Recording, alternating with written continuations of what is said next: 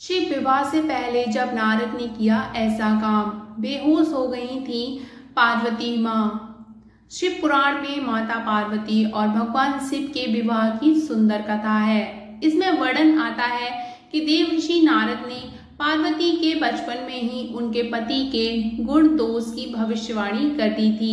इसे सुनकर एक तरफ जहां राजा हिमाचल विचलित हो गए थे, वहीं पार्वती की माँ मैना देवी बेहोश हो गई थी।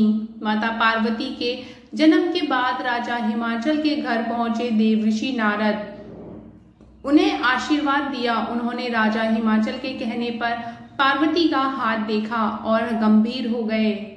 हिमाचल ने जब उनसे पूछा कि पार्वती के हाथ में उन्होंने ऐसा क्या देख लिया जो इतने गंभीर हो गए हैं, उस समय देवर्षि नारद ने जो बताया वह सुनकर एक तरफ जहां राजा हिमाचल विचलित हो गए, वहीं उनकी पत्नी मैना रानी बेहोश हो गईं।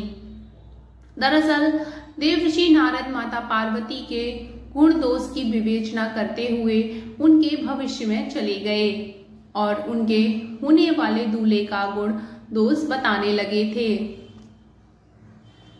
इस प्रसंग में हम शिव पुराण की उसी कथा को बताने जा रहे हैं जो देवर्षि नारद ने राजा हिमाचल को सुनाई थी।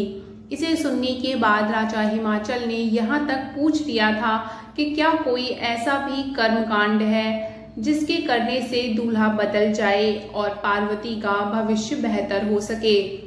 उस समय नारद ने उन्हें आश्वस्त करने हुए कहा था कि यही विधि का विधान है, इसे ना तो बदला जा सकता है और ना ही मिटाया जा सकता है।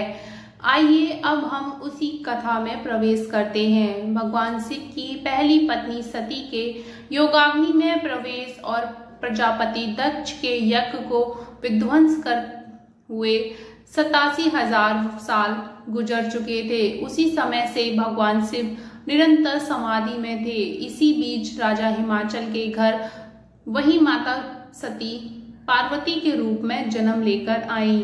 उनके जन्म लेते ही पूरे हिमाचल राज्य के पर्वत पहाड़ से लेकर मैदान तक रमणीय हो गए। ऋषि मुनियों के आश्रमों में दिव्य माहौल बन गया। पहाड़ों पर एक बार फिर से दिव्य औषधियां उगने लगीं। शत्रुवत व्यवहार करने वाले जीव जंतु भी आपस में प्रेम व्यवहार से रहने लगे थे। इतना कहते कहते देवर्षि नारद पार्वती के पति के गुण दोष की व्याख्या करने लगे।